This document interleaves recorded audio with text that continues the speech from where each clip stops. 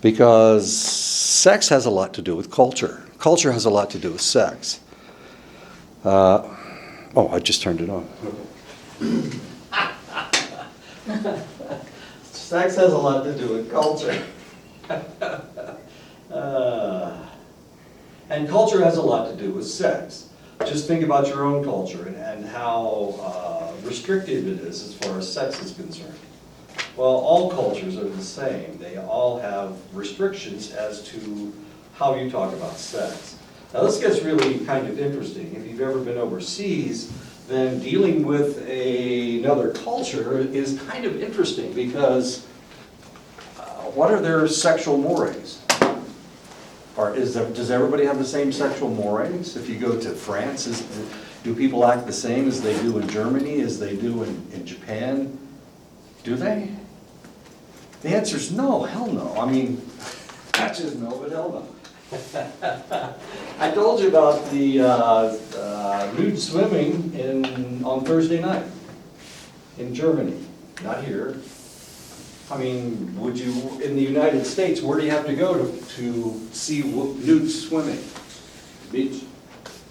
Or a strip joint, I don't know. Which beach are you going to?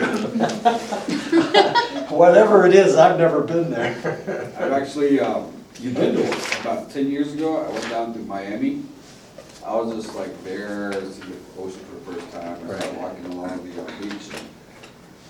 And all of a sudden, I seen somebody coming out of water. I just looked over there real quick. I was looking down at the floor. All of a sudden, I looked at them. There was this tall woman. She was big boned. And I'm not sure if she was Puerto Rican or something, but she looked native. Her hair was long. She walked out of water topless. Walked out of water topless. I just looked there. I was walking right here. We both met up at the same spot where she came out of the water. What a coincidence. I was just like, looking at her like, didn't know what to say. I just kind of kept my cool and stuff. Like, this guy walking. And she just came out like, ain't no big deal, you know. Just looked at her like. It wasn't a big deal as far as she was concerned. Where was this at? I was just like, Miami. hello. Miami. Oh. And I was just like, hello. She was hi. She just walked behind me, and after that, I was like, holy shit. I turned around, like, damn. So do you take off your shirt at the Yeah, I beach? did. Okay. I walked around without my shirt. Just curious. I maybe she wanted to get your attention. No, I think that's just what they do down there. Yeah, Oh. yeah, sometimes. Haven't you ever seen the Sports Illustrated swimsuit issue? The women, the bathing suits barely cover them. Hardly at all. I mean, these aren't bathing suits. These are, I don't know, display suits, I guess, because they're really, they show a lot of skin. But other cultures don't show hardly any skin at all. I mean, look at the Arab world. For an Arab woman to go swimming, even it's hot. It's hot in that area of the world. It's really, really hot. But if they want to go swimming, they have to wear clothes that cover all their bodies, all their skin. It's the part of their culture. You aren't allowed to see their faces. If they're married, I guess. If they're not married, I think no, I don't know. I'm not sure. They all have different Another thing too is rules. down in Phoenix. I went to this hotel and I went down there like in the afternoon. I went down to swim, and there was a lady already there, laying there on her stomach. And I just seen her over there. I didn't really like look to see how she was dressed. I just knew she was wearing a bikini. That was it. Then I jumped in the water, started swimming. And I came back out. I was taking a little rest, and I happened to look at her. She was laying right there. And it so happened that her top was off, but she was laying on her stomach. Right. And so I was just like, oh, okay. Suntan.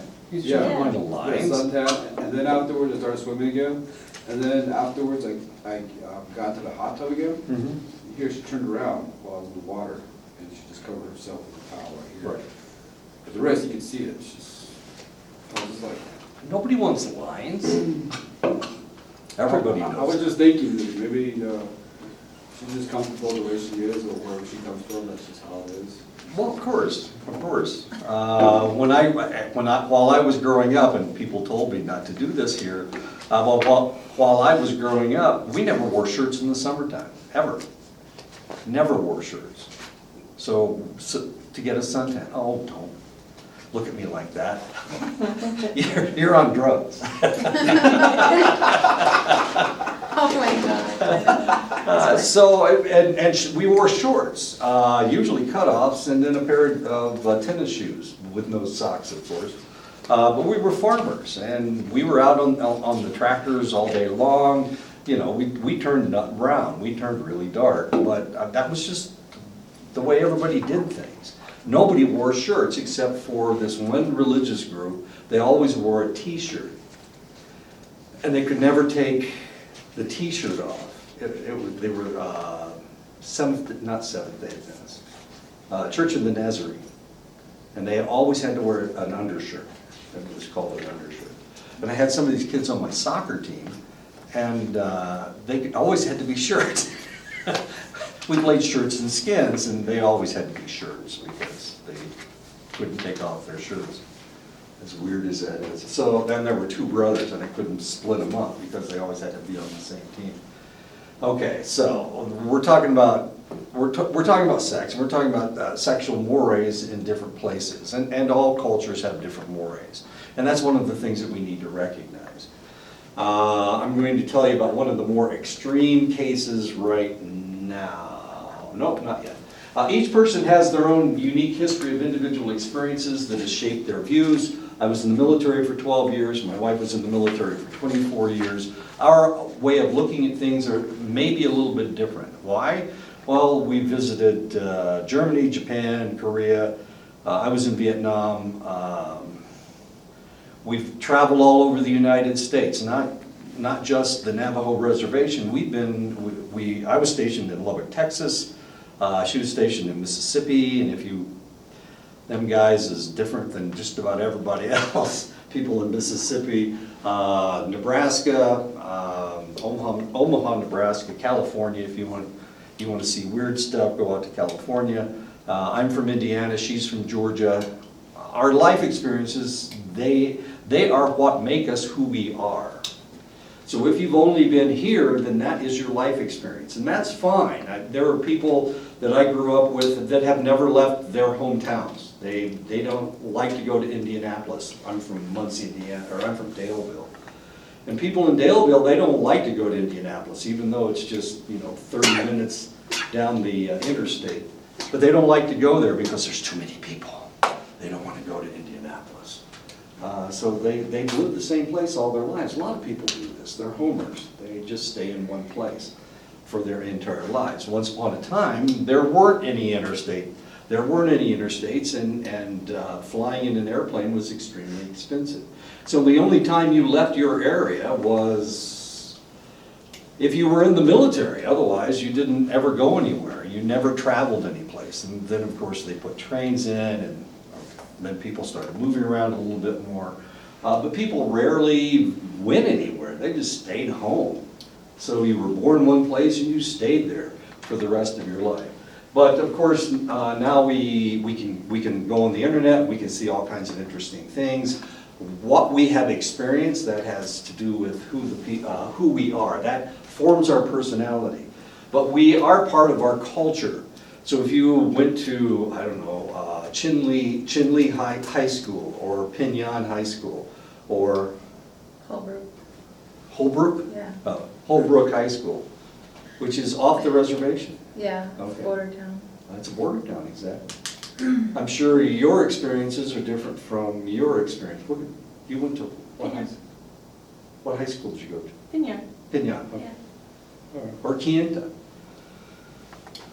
Or Crown Point, or I don't know, those New Mexican people are a little bit different, aren't they? So your experiences are all, everybody has their own experiences. And not only that, I was in the military at the same time as my dad and all three of my brothers. We were in the military all at the same time. They were in the Army and I was in the Air Force. Our experiences were completely different. My brother, I have a brother that when he was in Vietnam, he was a tunnel rat. So he was not just in Vietnam, he was actually in Vietnam. He went in underneath the dirt. And here I am, I'm flying around in a helicopter. So I'm way up there and he's like in the ground. Anyway. So different experiences. And of course, when he talks about his experiences, they're really, it's really fascinating to talk about his combat experience, or for him to talk about that, because half the time it was in the dark. Not only was he a tunnel rat, but also they would send him out at night to ambush people because he had really good night vision. So this is before night vision goggles, or there actually were, but only certain groups got night vision goggles. All these individual differences lead some people to reflexively embrace certain cultural messages, staunchly react to other cultural messages, and largely ignore some other cultural messages. Okay, so we get to decide who we're going to be. Some things we recognize and some things we reject. Some people who are Navajo can't speak the language. They reject the culture to some extent. They wear clothes that potentially would be taboo. That's just the way it works. Some people embrace one thing, some people will embrace another. Religion. I grew up in a town that was Methodist. I mean, everybody was Methodist. They were either a member of the Methodist Church, or they were a member, which was an American institution, or they were a member of the EUB Church, the Evangelical United Brethren, which was the German Methodist Church, EUB. And then there were other people that were Wesleyans, which is the English Methodist Church. So they were all flavors of Methodist, but they were all the same religion. Same Protestant religion. I know that sounds stupid. And then eventually a Baptist church was built, and then there were Seventh-day Adventists in town, which was always irritating because they couldn't play baseball. They couldn't do anything on Sunday. So we had a pitcher. He's a left-handed pitcher. He's really good. He had this fabulous curveball, but he was a Seventh-day Adventist and he couldn't play on Saturday. I know, we were so irritated. But how important is religion? Well, as far as he was concerned, it was very important because he never pitched on Saturday. Okay, I'm going to talk about one of the extreme sexual groups. These are the Sambia of Papua New Guinea. As you can see, they're Melanesian. Because of the constant warfare around them, they have culturally ingrained initiation for boys to transform into men. So how in the world do you transform boys into men? How do you do that? Well, one thing, you make them warriors. How are you going to make them warriors? Well, one of the things they do is we'll talk about what they do to them in just a minute. The Sambia believe that femaleness is an innate natural essence. So if mommy is too close to you, you got to take the boy away from the mommy, or she's going to make him a sissy. That's what they believe. But they believe it is ingrained, so you've got to get him away from her. Because femaleness, you were born with all this femaleness, so they have to get this femaleness out of your system. The boys are seen as existing in a female world and are contaminated just by being born. You're contaminated just by being born. You're contaminated by your mother's womb. So she makes you you're going to be a sissy unless they change you. So how in the world are they going to change you? The Christian religion believes the same thing. Everybody's contaminated by their mother, but they believe that everybody is born in sin. So you can see there's a kind of a parallel between the Sambia believing that all men are contaminated by their mother. And of course the Christians believe that everybody's contaminated because everybody's born in sin. It is very important to rid boys of feminine habits and transform them into brave men. Now, how in the world do you make them warriors? They're already messed up by mommy because they came out of mommy's womb. The whole world is female, so they have to do something in order to make these individuals into warriors. So how are they going to do it? Well, this is how they do it. One of the ways they do it is by piercing their septum so that they can put, well, you saw them with the bones in their nose. In a minute, there they are. You saw them with the bones in their nose. So this is one of the ways that they make them men. And of course, they're not allowed to cry, they're not allowed to yell. They thrash the boys with sticks to make them tough. So there you go, they're beating the femaleness out of them. But now they have to put the warrior into them. And the way they do that is by having the boys have oral sex with the men. And then they drink the semen. What? They drink the semen, and the semen makes them men. Because, well, they're warriors, and they're contaminated, and they need to take in maleness. And the way they do that is by having oral sex with the men and then drinking the semen. Sorry. I know, you're under the influence. And this is known as gerundu, as weird as that sounds. I know that we don't do that, you guys don't do that, the Germans don't do that, the Spanish don't do that, nobody else does that, just the Zambia do this. So they're having oral sex, the boys have oral sex with the men so that they can drink in their masculinity. Okay? Semen is seen as a physical basis of gerundu. Males are seen as incapable of producing semen without the initiation. If they don't do this, and they don't become warriors, and they don't become men, they can never reproduce. I'm afraid to ask, but how old are they when they have to do this initiation? I've got the answer right here. It's on the next slide. Throughout one's life, a male engages in ingestion of semen from around the ages of 7 to 15. 15? This sounds like pedophilia. So girls do that, are they men? No. They don't have to. They're already women, and of course they live in a woman's world. So they don't have to become women, they're already women.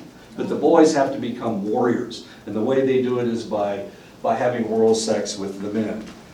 Receiving fellatio to impart semen at age 15. So at age 15, you become the giver instead of the taker. By the age of 15, you are a warrior now, and you can give semen. You can give your maleness to the younger children.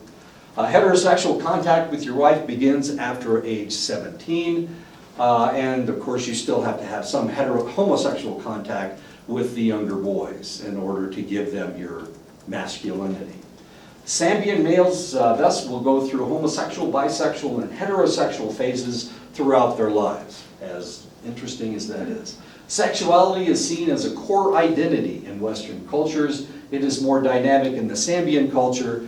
They use sex to create their culture, as interesting as that is. And not only do they use sex, but they also use gay sex, they use bisexual sex, and they use heterosexual sex. And if you ask them, they will tell you they're becoming warriors. So as far as they're concerned, I've never been a warrior. As a matter of fact, probably most of the people in the military have never been warriors, as far as their culture is concerned. Now the fascinating thing about the Zambia is that right next door is another tribe, and this tribe believes exactly the same thing that they do, except they don't have oral sex, they have anal sex. I know. It's a different culture. It's a different way of looking at the world. If we knew about some of the practices of the indigenous peoples, and sadly they discarded most of that, they destroyed it. He's going to go throw up. I don't blame you. If we look at some of the indigenous tribes in the United States, we would see similar things to this. Maybe not exactly the same thing. We just don't have that information because nobody wrote it down. And that's part of what everybody forgot. Why did they forget it? Because Christianity told them not to remember this stuff. Did I tell you about the Inca? Was it in here that I talked about the Inca?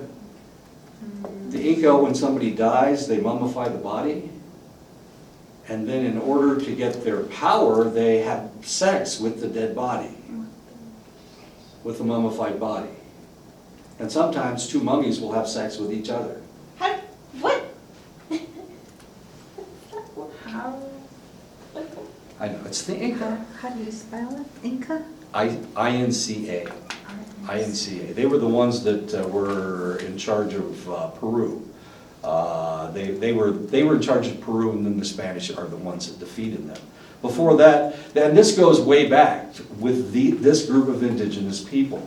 Before that, the Moche were in charge, and the Moche, you can look up their pottery if you like. There's some very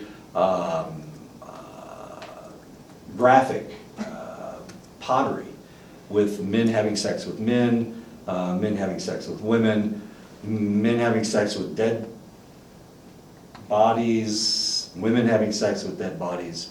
It's just part of their culture.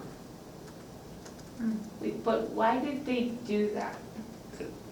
Was it just for fun, or is there like? No. He said more power. They did it, yeah, for the power. They were- Oh, I heard within our culture, like, when people become like yannies or the evil spirits, Mhm. they have to like, or they find a host or something like that, and then they actually have to rape that person like repeatedly. And something like that I heard. Okay. It was like a story, and I was just like, what the heck? Like, I don't know. it's actually on our reservation. I don't know. It's just a story I heard, and it was just kind of like shocking. Yes, shocking. Mhm. But do we listen to these stories? Or are we too prudish to listen to these stories? If you're in Germany, do you go swimming on Thursday night? I didn't because I'm too prudish. It's just the way things are. So if you go to Japan, you will see things that aren't the same as we do in the United States. Same thing with China, same thing with Vietnam. I told you in Vietnam, the men walk down the street arm in arm. So, Don and I are buddies. If we were Vietnamese, we would be walking around with our arms around each other. I don't think you'd like that, Doris. I don't think my wife would care. But that's just the way they do things there. And we thought that they were gay. Americans, we're Americans, you gotta be like us. Well, we didn't recognize what was going on. I apologize about the graphic sexuality of the Zambia, but that's part of their culture. One of the problems that we have had, is that when Western man came over here, instead of seeing you as you were, he tried to make you in his own image. He tried to recreate you as Christian entities. The Spanish did it, the English did it, the French did it, everybody from Europe did it. And they tried to Christianize everybody. They tried to change your religion. And they tried to change your culture, which is really kind of tragic and really kind of sad if you think about it. so, the Zambia, do they still do that today? Like, Yes. there's no Western influence there? Right. Oh, I didn't know there's still like tribes who are just, there's no Western, That's part of their culture. yeah, Okay. interesting. What do you guys do that is not the same as Western culture? Ceremonies? Do you have ceremonies? I mean, if you go to church, you go to church for what, an hour, hour and a half? Then you get to go home, not worry about it for the rest of the week, and then you go back on Sunday. But you guys have ceremonies that last for days. Canalda, how long does Canalda last? 3 days? 4 days? Four? Four? With work? Some of them last like 9 days. I'm too Then lazy. after that, you gotta be holy for 4 days as a patient. I heard that you're supposed to have two kinanda, not just one. You're supposed to have one, your first one, and then this.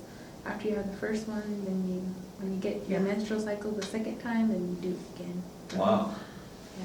Well, you're from Holbrook. So I don't know. I just I never had Is she right? Okay. I never had a kinanda Okay. at all, and learning this, it's like, wow, where was that knowledge when I was growing up? Mhm. Like, I asked Exactly. my mom, she had a Canada when she was young, and it's But just you like- didn't get one. Mhm.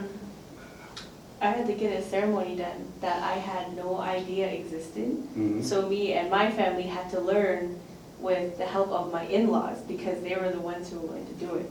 And they knew how to do it and everything. So 4 days, I sat on the couch because they said, don't look in the mirror, don't cut, don't go outside even though it's day. And I'm like, what do I do? So I sat there and it was really interesting. My own culture, and I didn't even know what to do. So it's a lot of discipline, which I don't think a lot of people understand. So I think that's why it helps when you know your own culture. Discipline, Yeah. that's what they're learning. They're learning discipline. Mm. They're learning how to be male. Okay. Yeah. There you go. Okay. In all cultures, people speak a language between 10 and 70 phonemes, depending on the language. Does anybody know how many phonemes you guys have? I don't even know what a phoneme is. A phoneme is a word, is a sound. So, A, E, I, O, U, A, E, I, O, U, those are all phonemes. B, I think the there's B and 5.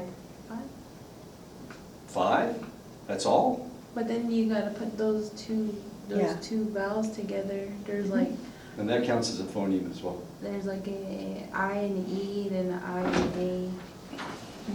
We'll just I don't go on know. the fifth You floor. okay? Yeah. Isn't that what it is, right? I speak fluently in Navajo, but I never, I You've never- never counted the phonemes, that's okay. Yeah. Not important. I don't remember. So it's somewhere between 10 and 70. I speak little pieces of 3 languages. Spanish, German, and English, so. I thought you were gonna say Navajo. No. I don't think you guys want me correcting your Navajo. I speak Navajo, English, and Athabascan. Athabascan, wait a minute. Navajo and Athabascan are the same. That was a good one. But you're going up to Canada Yeah. to hear those guys talk Athabascan. We actually have some Na'Dene that come down. What we call the Nena'Donies, the Nate people from over Right. there. They come down and spend a few years like in ceremony and stay at the house. And some of the words are the same. Do they look the same? Yeah, some of them, Okay. yeah. They're a mixture between Navajo and northern tribes. So they allowed their people to mix. Here, not so much. I mean, it's common, the northern plains, you got Blackfeet that are married to a Assiniboine, which that should never happen because one's Sioux and the other I know, is Algonquin speaking. But, yeah, Navajos are mixing up everywhere. well, everybody's mixing up. And we know whose fault that is. The boarding schools, they put everybody together. Of course, you're not gonna fall in love with somebody that looks like you. You're gonna fall in love with somebody that looks like somebody else. In all cultures, people smile when they're happy, which is kind of cool. In all cultures, people have a word for the color black. So there's a word for black in all cultures. In all cultures, people are disgusted at the idea of incest between parents and children. This is a universal. Even cultures that we have never had anything to do with it, when we ask them this question, of course, they are grossed out. This isn't from England. This isn't an American magazine. I know. The mommy wants to have her son's baby. In all cultures, people understand the number 2. So they understand something singular, but they understand having another one. So like a pair? Yeah, so they understand 2. And of course, in computer language, it's a binary system, which means it's either 0 or 1, right? So we understand the number 2 as well. Some languages do not have a word for the color blue. Like, what color is the sky? It's just the sky, it's not blue. Some people in some cultures are disgusted at the idea of incest between cousins, whereas people in other cultures are not. Now, this is really weird because my wife is from Georgia. Georgia is a southern state. In southern states, you can marry your first cousins. But I'm from Indiana. In Indiana, which is north, of course, you can't marry your first cousins. As weird as this all sounds. And of course, in your culture, you can't marry anybody in your in any of your clans. So you got to stay away from. You got to be careful as to who you're talking to, or who you're flirting with. I had a friend up north who was half Navajo, and Miss Navajo went up to a powwow that we were having up there. It was a veterans powwow, and he was talking to this lady. And I was teasing him. I said, "Oh, you're flirting with Miss Navajo," and he said, "She's my cousin." You know, I thought he was going to punch me in the face because I was trying to tease him, but it didn't work. He's kind of grouchy anyway, and I almost lost my nose, so that would have been. But it was his cousin, according to him. I'm not exactly sure she was his cousin. They certainly did look alike. But it probably had something to do with the clans that at that point I didn't really understand, you know, how important that was to the Diné people. Female student going out for coffee might, of course we have a coffee shop right over here. So a female student decides to go get a cup of coffee. Maybe she needs to quench her thirst. Possibly she's demonstrating the fact that she's not on a diet anymore. Maybe she's trying to wake herself up with the caffeine. She's trying to stimulate herself so that she can study. Maybe she's trying to take the opportunity to pursue a romantic partner, hoping that, you know, maybe she'll meet the man of her dreams in the coffee shop. Happens all the time. I don't know what it has to do with coffee, but I don't know. The worst place in the world to find your next significant other is in a bar. Don't do it. Church, you know, anywhere but in a bar. Because for one thing, you're half snockered like some people I know. Okay, so this is the way we do it in our culture. So if Cheyenne decided she wanted to go get a cup of coffee, it wouldn't mean anything, would it? It wouldn't be that big a deal. Maybe you're looking for your next significant, no problem. Okay. Anyway, there's a lot of reasons to go get coffee. However, in other cultures, like the Arab culture, like the Muslim culture, if you go to the coffee shop, it's just not appropriate for women to go to a coffee shop by themselves. They're not supposed to do that. People in her culture do not strive for ideal body weights. In other words, losing weight just to look better is not an acceptable practice. In the United States, we've got Weight Watchers. Oh, I'm sorry, WW. Did I say Weight Watchers? Excuse me. Jenny Craig, who is still Jenny Craig, so we don't have to worry about that. It's not Weight Watchers anymore. It's the WW. Don't you watch television so you don't watch enough porn? So, in the Muslim culture, you're not supposed to try to be beautiful. They don't even uncover themselves. You can't even see their faces. It is considered sinful to seek artificial stimulants to obtain energy. There are other groups around the world who do not consume any stimulants, and one of them is right here. Right here. Not your culture, not the Navajo culture, but the Mormon culture. Mormons are not allowed to consume stimulants. They're not supposed to smoke. They're not supposed to drink coffee. They're not supposed to drink Mountain Dew. As weird as that is. They can drink Sprite, but no coffee. Shame, shame, shame. I don't know what's in that green thing. Matcha. Caffeine. Is it tea? Matcha green tea. Okay, it's green tea, so you can't drink that, sorry. Romantic relationships, of course, are typically arranged by family members they have all arranged marriages. So if, in a Muslim culture, going to the coffee shop, they don't have a Starbucks in Riyadh, which is the capital of Saudi Arabia. They don't have one, it just isn't there. Baghdad has one, but it's in the green zone for the Americans. Small mammals, we're going to start talking about, we're talking about mind intertwined with culture. Small mammals and birds that depend on spatial memory for food storage have unusually large volumes in their hippocampi relative to other species. So if we had to hide our food in order to have enough food for winter, we had to hide it from people that were also looking for it, we would hide it in very sneaky places. Oh, so you have to memorize. So you have to memorize where it is, yeah. You have to know where it is. The longer a London cab driver has been driving a cab, the larger his posterior hippocampus becomes. London cab drivers have to know every street in London, as weird as that sounds. Now, if you think about streets in Phoenix, for example, Phoenix was platted. Phoenix was started out as a small structure, and then it just expanded. But it expanded at right angles. So everything's either straight or everything's it's a left turn or a right turn. It's not like London. London grew in concentric circles, exactly.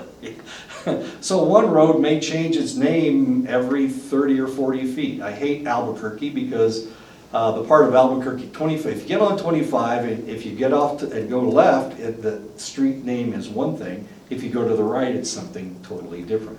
So if you're looking for that street, you have to know whether it's left or right of 25. Because Albuquerque was built in exactly the same way London was. So if you have an old town, if it's an old structure like New York City or like London or like Paris, then the probability is that you have a difficult time getting around. Germany's the same way. Germany, if you turn left and keep turning left trying to get to the same place you were before, you'll never make it. You'll end up in France. Because nothing is square in Germany. But of course, if you go to, not Indianapolis, it's a big circle too. If you go to Fort Wayne, if you go to Chicago, if you go to Cleveland, it's all platted, everything's square, so everything's left and, everything's a 90-degree angle. So you'll always go back to the right place. If you're out in farm country in Missouri, you can keep turning left, you'll go back to the same place. Because everything's platted, everything is square. That's the way Westerners do things, especially Americans. Americans are real good at making things square. Anyway, okay, so London cab drivers have to memorize all these streets and all these changes of names. And if they get lost, then they can't charge the individual in the taxi for their ride. They have to give it to them for free. If they take them by a route that is not direct, they can't charge them for the taxi ride. So if you exercise your hippocampi,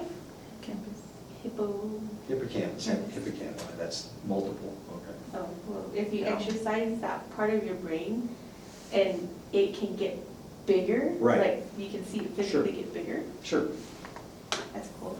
I know.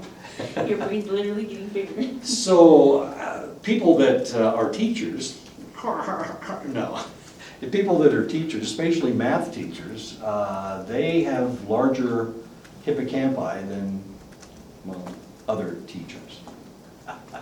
Because, yeah, that's it. Exactly. I don't want to cry. Don't make me cry. The nature of the brain is not fixed from birth, but rather changes in response to certain experiences. So the more experiences you have, the larger your brain becomes. So if you have a little baby and you decide, damn, I didn't mean to have that baby, I think I'll stick him in the closet. If you do that to a baby and you don't stimulate the child's mind, then the child's mind will not expand. And they will have an intellectual deficit for the rest of their lives. And we've seen this over and over and over again, where individuals have not allowed their children any stimulation at all. And the child grows up with an intellectual deficit, and usually a verbal deficit. They can't speak because no one spoke to them. Because cultures provide people with particular sets of experiences on a daily basis, we can see how cultural influences could change your brain. Although people around the world are born with relatively the same brains, with time they come to have different brains by the way they're different cultures, they have different cultural experiences. So we are products of our experiences. Pinion High School, Holbrook High School. I don't know what high school you went to. Sanders Valley High School by I-40, Sanders Valley. on I-40. Are they the by Fighting Chambers. Spartans? Sanders, I know. What's your athletic team? Pirates, Pirates.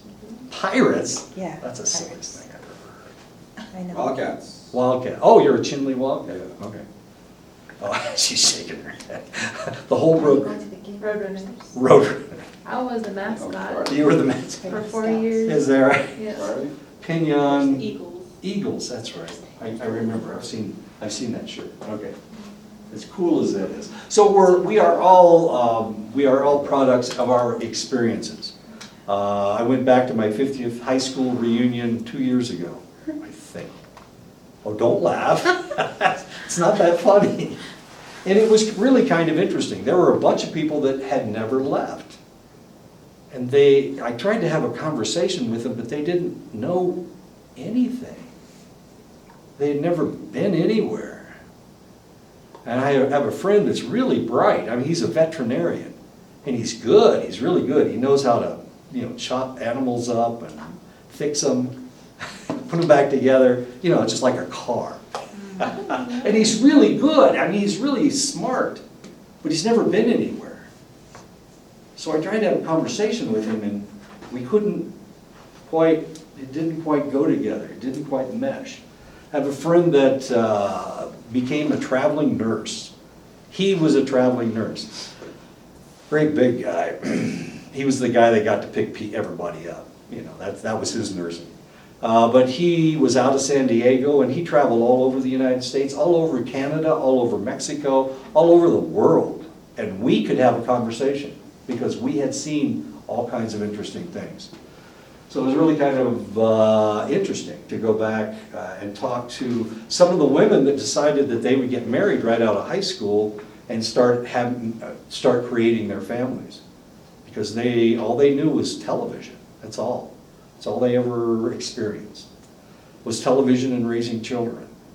They didn't do crossword puzzles, they couldn't do a Sudoku. I think it's Sudoku. Anyway, interesting, just fascinating. So I didn't really have a lot of people to talk to. I have a friend who's a doctor. He teaches medicine at the University of Marquette up in Milwaukee. But he had never been anyplace either. And it was like, we had different experiences. So I didn't have anybody to talk to except my wife. Humans are so embedded in their cultural worlds that they are always behaving as cultural actors. So you guys you act your culture. I act my culture. I don't have a choice. But then again, my culture has to do with my experiences. And I left Indiana at 21, and I haven't really been back since. So am I really a Hoosier? I mean, I've lived in Texas, I've lived in Mississippi, I've lived in California, I lived in Nebraska, I lived in Montana, I've lived in Germany. I've been to all of these different places, so am I still part of the Hoosier culture, the Indiana culture? I have a brother that went to Vietnam. When he came back, he stayed in Indiana for the rest of his life, didn't go anyplace. Well, he did. He traveled to see baseball games.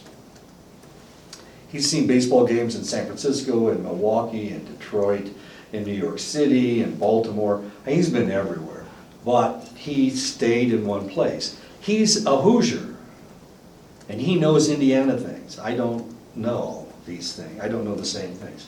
So because of our experiences, we are from different cultures. We have created different cultures. And this is one of the things about military people. If you notice, military people kind of glom together, they go around each other all the time. It's because that is a separate culture. It's almost acultural, but it's military. It's actually a military culture. But we miss that. We miss that camaraderie because military people have to get along with each other.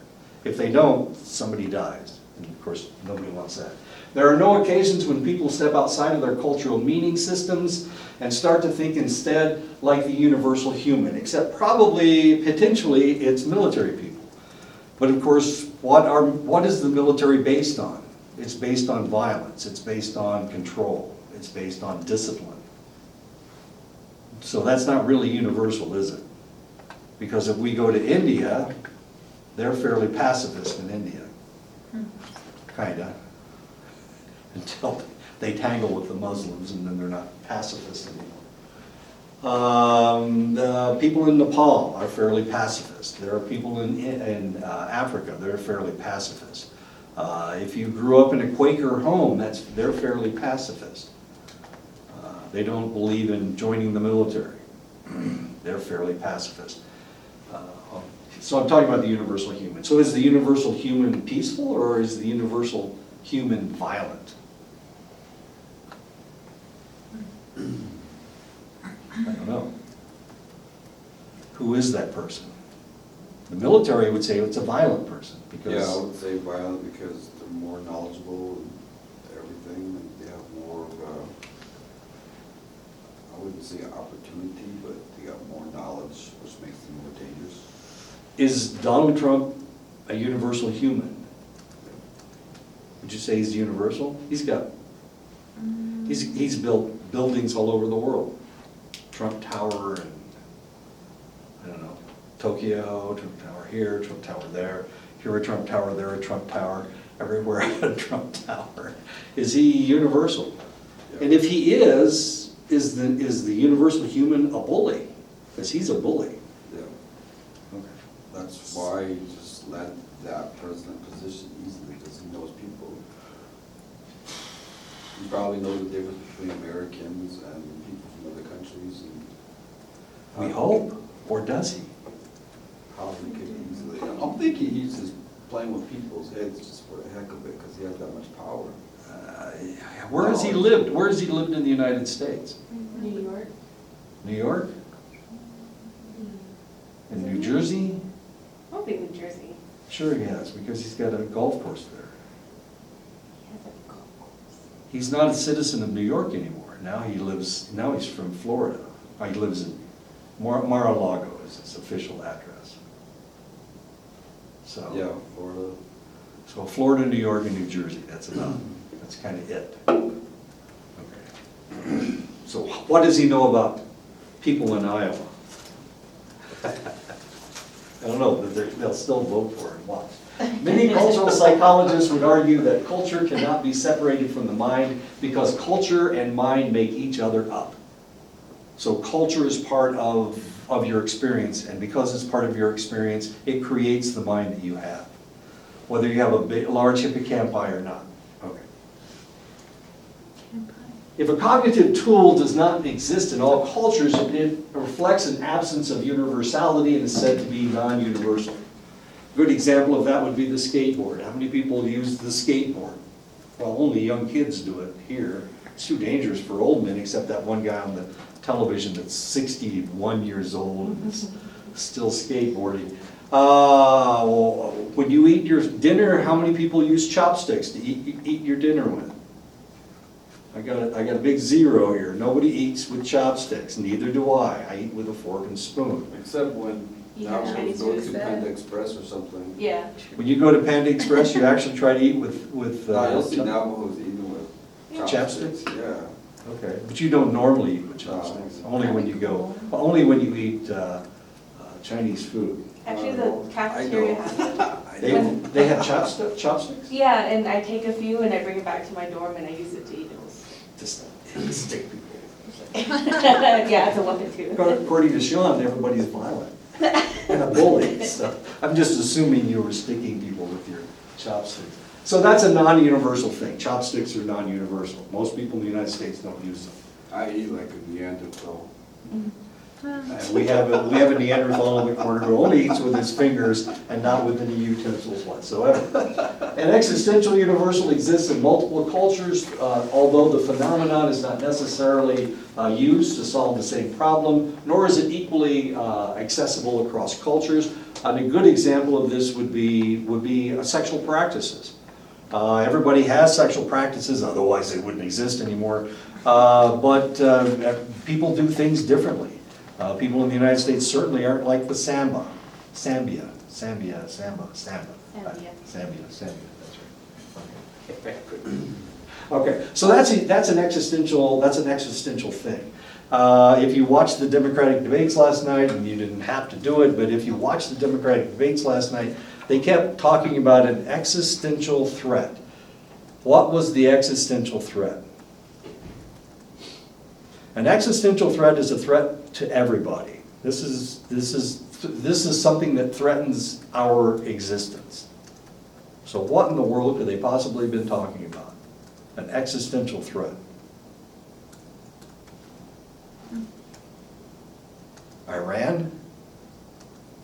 I thought the meaning of existential, or meant like figuring out your place in the world or thinking Exactly. something bigger. So You are absolutely correct. That's exactly what existential means. So if they're talking about that, then they're talking about a problem with each individual person in the whole world. Right. Thinking about something. And what is that?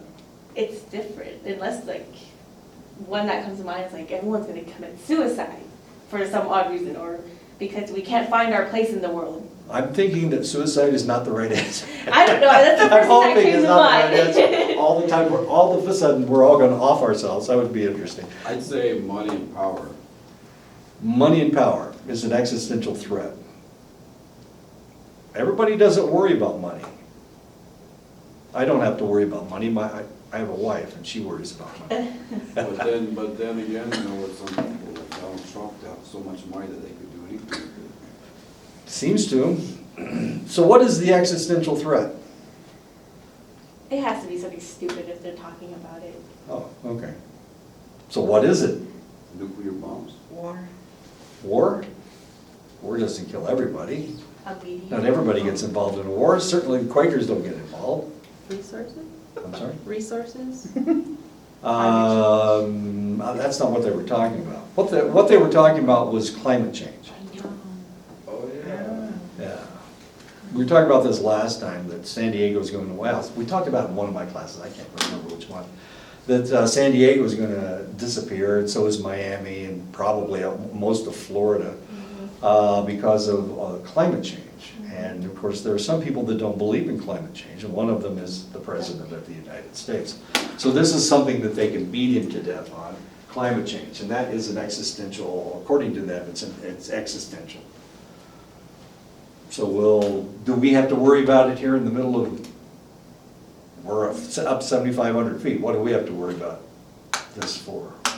Because Californians are moving here. They're moving to Flagstaff now, that's 2 hours away. That's too They're close. getting too close, man. They're too close. A functional universal exists in multiple cultures. It is used to solve the same problems across cultures, yet are more accessible to people from one culture than another. This hat is a good example of a functional universal. People that live in cold climates will wear a hat just like this. I had a hat like that when I was like 7 years old. I wore a hat just like this. And when I was up in Montana, I bought a hat just like this, because I was cold. But they don't wear hats like this up there. Well, not the natives anyway. I know, they wear this really strange Norwegian hat. It's the oddest thing you've ever seen. It's got ear flaps, but it's got a pom-pom on top. It's just the funniest thing, and it's got a bill. So it doesn't quite look like this. If you go to Russia, this is what they wear in the wintertime. I've seen them down here. So it's a functional universal. This is just a functional form. People use this type of a hat. It doesn't have to have this mask across. But it fastens at the bottom. It's got fur inside. It's nice and warm. I had a hat like that, but did you ever see those things where they look like animals and then they have these really long things and you can put your hands in them? I've never seen that. I had one and it was during the winter and you could put it on. And I had a wolf one and I wrapped the little arm thingies around my face so you Okay. can only see my eyes. The problem is that I get a lot of weird looks for it because it looks like it's a wolf and they were like, people were trying to get away from me. Because you were a wolf suddenly? Because they probably thinking, well, somebody was like, they're probably afraid of you because you look like a skinwalker, and I'm like, I was like, how Come did on, they it's- get that it's idea? It's cold. It's warm. Of course. I have to walk up the mountain just to get up to my house sometimes. Maybe they can give me a ride. So now she can't wear her warm hat because people look at her I funny. stopped wearing it after that semester. Because people looked at you funny, Yeah. okay. So her culture told her not to wear that hat. Yeah. As sad as that is. Accessibility universal, exists in all cultures. It is used to solve the same problem across cultures and is accessible to the same degree across cultures. What time is it? 2:50, right? Yeah. Yeah, okay. 35. Okay. All right. This is a bathroom. This is a bathroom from China. As you can see, they have the same facilities we have in the United States, don't they? Mhm. This is the shower. Do you see a curtain? No. They don't use curtains in China. So when you wash yourself, you're washing the bathroom at the same time. How about that? Sometimes these showers are in their kitchen. You got the strangest look on your face. This is a toilet. We know, we recognize the toilet. Wait a minute, they got one over here too. What's that for? It's for your buddy. So you can- He can two poop with your people- friend. Two people can go to the bathroom at the same time. This is a sink. That's a sink right there, but what's that thing right there? That one cleans your bottom, It cleans your bottom. It's known as a bidet. bidet. Bidet, yeah. Isn't that weird? Yeah, it shoots up and cleans your nether regions. They're actually making one to where it blow dries it too. Mhm. What? All in Sounds one. like Japan. All in Yeah. one, yeah. Sounds yeah. like Japan. What? It's, I heard it's really nice though. Like when you hear them say, like talk about it, it's nice. You can't say anything until you try it. I never tried it. I'm just saying. Should make that clear first. They've had them in France for 100 years. Yeah. And now the Chinese have adopted it. And the Japanese. Why are you, which one are you talking about? This one right here. This is a bidet. Have you It tried squirts it? up. Oh, Like a toilet bowl. Yeah, so you just kind of squat over it and shoot your. Have you tried it? Who, me? No. Yeah. You two Americans. You know, I thought, well, I was in Paris once. I thought it was for women to clean themselves off after having sex. I thought that's what it was for. Such an American thought you had. Well, and I was in the military, so where does my mind go? Of course, that's where it goes. Okay. Anyway. Japan bathrooms are nice though. It goes to the bathroom, of course. The vast majority of psychological studies have thus far been largely limited to explorations of the minds of people living in Western, educated, industrialized, rich, and democratic societies. This is known as weird people. It's the weird people. The people who live in Western, they're educated, they live in industrialized countries, they tend to be relatively rich, and they live in democratic countries like England, the United States, Canada, Australia, Germany. So if we're looking for information about psychology, where do we go? We look in a journal from the United States, from England, from Canada, from Australia, from Germany, from Spain, from France, from Austria, from Japan is the other one. They are all weird countries, except Japan's not Western. A recent analysis of the top 6 journals and 6 sub-disciplines of psychology found that 68% of them were American. So if you look in Psych Info, or Psych articles, almost all of the journals in there will be from the United States. Almost all of them will be from the United States. 96% 4% came from Western industrialized countries, and the other 4% came from Japan and China. 70% of all psychology study participants are undergraduate students. Okay, so we talk about research all the time. Sarah was gaga over research, so was Sue. Sarah had done a lot of research at San Diego State. Guess who her subjects were? Undergrad. Students. I know. Now, Weird. we are a fairly good cross-section of students, but if you go to San Diego State, guess how old their freshmen are? 18 or 19 years old. There's her sophomore class, 19 or 20 years old. So she's doing, no, I'm not talking about Sarah, just Sarah, I'm sorry. I don't mean that to sound that way. Okay. People who do research at institutions, whether it's Harvard or Yale or Stanford or Chicago or Northwestern or Indiana or Michigan, it doesn't really matter what college we're talking about. Texas, Texas A&M, Texas El Paso, University of New Mexico, Arizona State.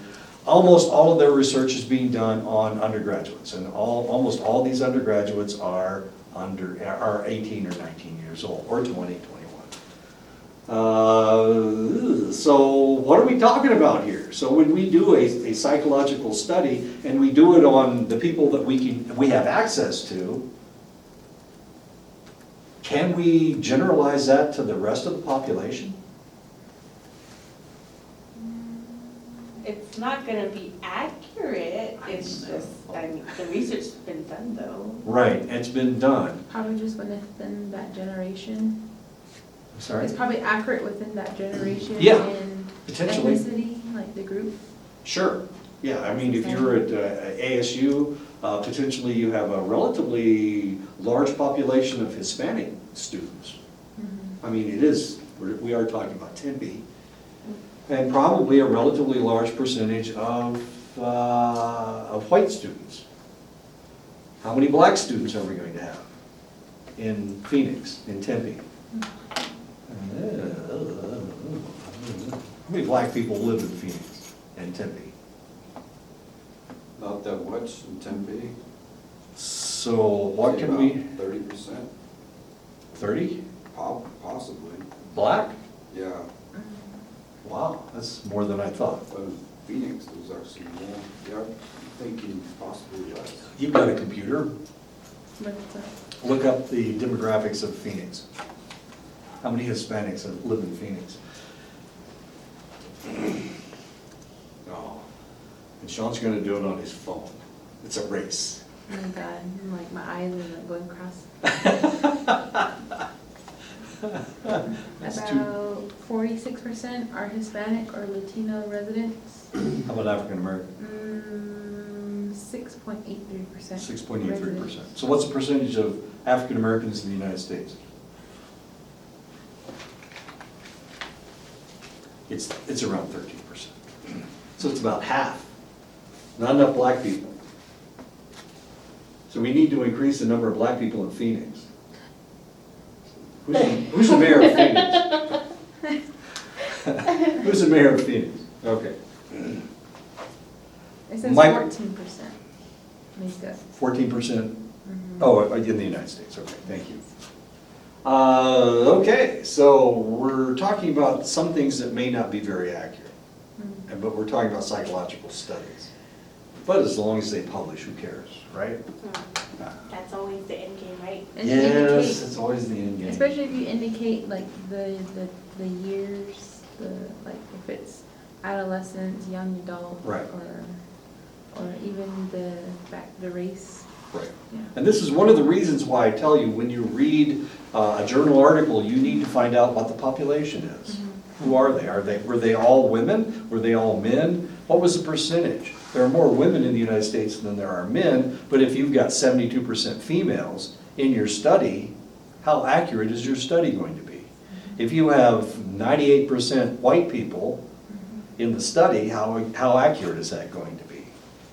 And can you generalize that to anything other than that study? And the answer is potentially no. Anyway, so a lot of weird stuff going on. Western, educated, industrialized, rich, democratic. North Americans appear to be more fascinated with psychological questions than those from much of the rest of the world. Many universities not in North America don't even offer psychology as a topic of study.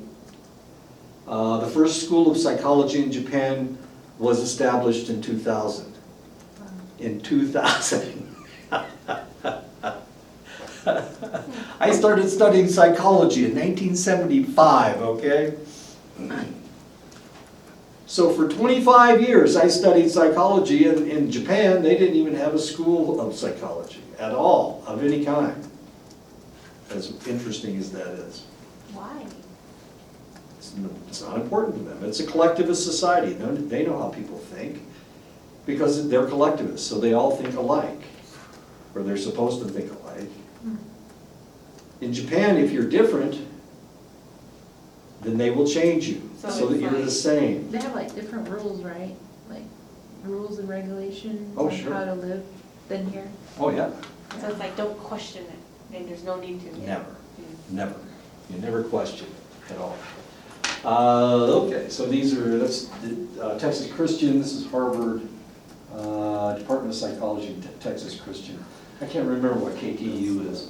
Anyway, they established a Department of Philosophy and Psychology. And I had this argument with somebody the other day. I was trying to explain to them that psychology started as part of the philosophy department. So if you go to Harvard and you're looking for a book or a magazine on psychology, you don't go to the science department, you don't go to the biology department, you don't go to there is no social science department, you go to the philosophy department. If you go to the library, it's on the 3rd floor. So when I was there and I was studying psychology, I had to go up to the 3rd floor in the philosophy section. Now this is really kind of interesting. Some people in the diversity movement maintain a colorblind or culture-blind approach to looking at people. People are the same wherever you go. Is this true? Is everybody the same? They ain't? You mean if you go to Albuquerque, people act differently than people in Gallup, and people in Phoenix, and people in Los Angeles? No, they're all different. They're all different, aren't they? But there is a movement, and this is what I knocked heads with Sarah about from time to time, was the fact that she thought that everybody was the same. She kept talking about everybody being the same. Of course, she's Canadian, so I don't know if that had anything to do with it, but I'm more multicultural. I've been to places. I know that the Germans take their clothes off and swim on Thursday night, and that's okay, because that's part of their culture. I know that the Japanese have different ideas than people in the United States. We had a 2-day argument about her roommate when she was up in Canada, was Japanese, and she was just like all the Canadians, she said. And I had said something about the Japanese being different. She just about ripped my head off, I'll tell you. But who was right? Well, the Japanese are not the same as we are. Their culture is completely different. But you have to respect their culture.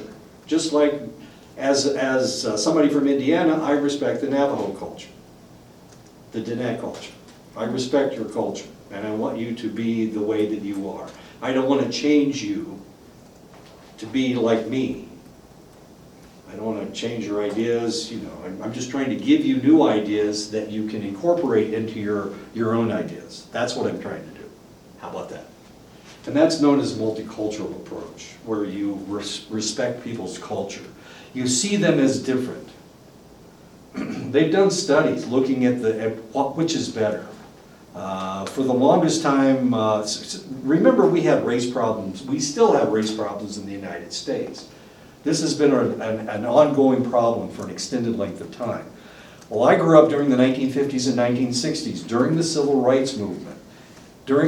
One of the things that people were saying was that people needed to act like everybody else. Why don't black people act like white people? Well, they wanted black people to change so that they acted just like white people do.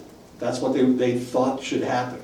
There were also individuals that thought we need to close down all the reservations and all the American Indians just need to become Americans and start acting like Americans. This was the diversity movement. That was their idea. Hi, Gregory. Anyway, he's funny. So that was what was going on, and I was part of the civil rights movement because I had friends who were black, and I knew that they were different from me, and I thought that that was okay. That was cool. Their music was better than mine, a hell of a lot better than mine. They talked interestingly. So when I went away to college, I had a choice to join a fraternity or not. And I didn't join a fraternity because all the fraternities were segregated. They wouldn't let black people into the fraternities, and I wouldn't join a fraternity that wouldn't allow black people in. So I went to the dorms, and in the dorms, that's where all the black people were. And it was really cool because we interacted, we talked, we understood each other. We learned about each other, and that's where I learned about multiculturalism. I was talking to a guy one day, and he told me that black people suntan, and I had no clue that they suntan. I had no idea. I thought they were so lucky. They didn't have to worry about getting a suntan in the summertime. You guys are lucky. You don't have to worry about a suntan in the summertime. Me, I look like, death warmed over about March or April, I'm pale as a ghost. I know. And it ain't attractive. It's just not attractive. People look, and this is the reason I don't like redheads, okay? And the reason I don't like redheads is because they don't have any skin tone. They look blue. They do. I'm not a little crazy about blondes either. Their skin tone is really pale. I mean, it's so pale that it's almost non-existent. They have ugly skin. You're I'm just not looking at my skin. You're so lucky. It's not itchy though. It's not dry. And I- Don's sister-in-law looks, I'm sorry? she's a redhead. Don's sister-in-law. I'm so sorry. Don's sister-in-law. I'm sorry. to hear that. Does she look blue? Dawn's do you kind of think? pale too. Does she look blue? I think so, yeah, she does. It's Different it's color. not, it's not very attractive. It's just not very attractive. It's not my fault. See this little kid? Look how pale she is. She's almost transparent. Blech. Anyway.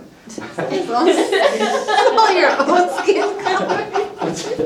Oh, I gotta stop right here. I'll stop it. And you can take that to the bank, damn it. It's, white people are too pale. Anyway.